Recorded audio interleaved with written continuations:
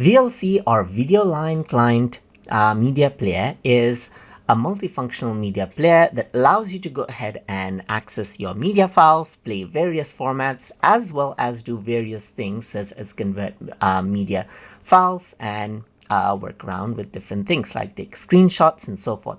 In this tutorial series, we're going to explore VLC Media Player and see the things that it can do.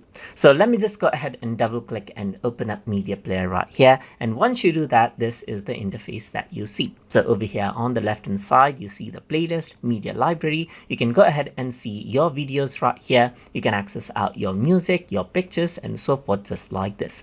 Apart from that, if you have disks added in, you can access your disk as well, and even go ahead and access your network media files by going around onto local network as well.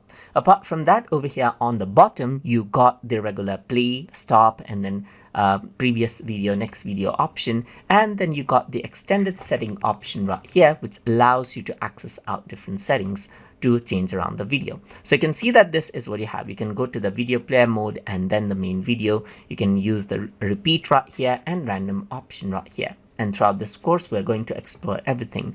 Over here, you can see the volume, and this right here is the timeline.